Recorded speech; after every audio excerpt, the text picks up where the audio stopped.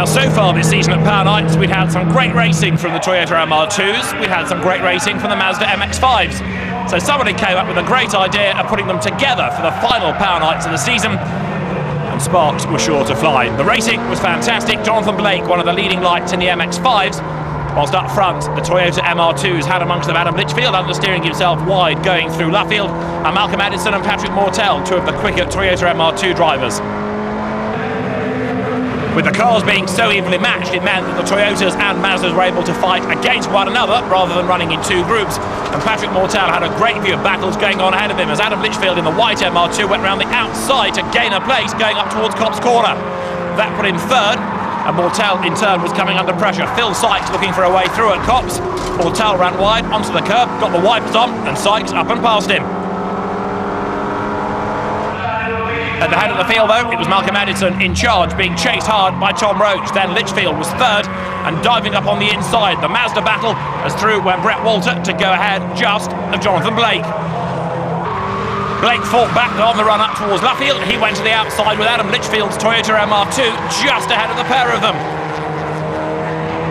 All three absolutely on the limit, and Blake used the switchback to go from the outside to the inside and then try and squeeze back ahead of Walter as they came over the line.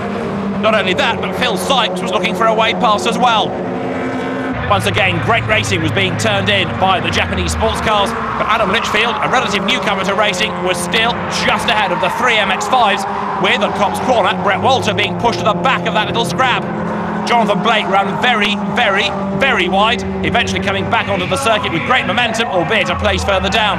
At the head of the field, Malcolm Addison was leading, but this three-way Mazda battle got itself three wide, coming down towards Brooklands, with Brett Walter going back on the inside to retake the place ahead of Blake and also ahead of Phil Sykes. Blake was soon back on the tail of Walter then, as the tyres squealing in protest. They turned their way through Luffield, as Patrick Mortell got it all wrong coming through Brooklands and found himself on the motorbike circuit. And this was how he got it wrong, coming down towards Brooklands, coming down to contend with the setting sun. He got the angle wrong, the back came round, and although he corrected that, it then lined him up to go straight through the gravel, across the grass, onto the tarmac, and that dropped him down the order. For the lead, though, it could barely be closer. Right on the tail of Malcolm Addison was Tom Roach. Tom squeezing up on the inside coming out of Luffield, but he didn't quite have the grunt in a straight line. And that meant that Malcolm Addison would just hang on in the Rogue Motorsport car to win the race. Tom Roach finishing 9/10 of a second behind him. And third, just going the way of Adam Litchfield. But the race winner and delighted Malcolm Addison. Well, the first one here, I came fourth in both races. And it's very demoralising having to drive past the three finishers for the interviews. So I thought, next time I'll be there, and I was in top position, so it's really good, really good. What was it like battling against the MX5 boys? It's pretty good. The cars are actually the same sort of pace over a lap, but we're quicker on the straights and they're quicker through the bends. They're lighter and got better grip. You certainly put on a good show here tonight, though. Yes, thanks very much. Yeah, I really enjoyed it, Great crowd as well, great crowd. Back again next year? Absolutely, no doubt about it. Fantastic events, absolutely fantastic.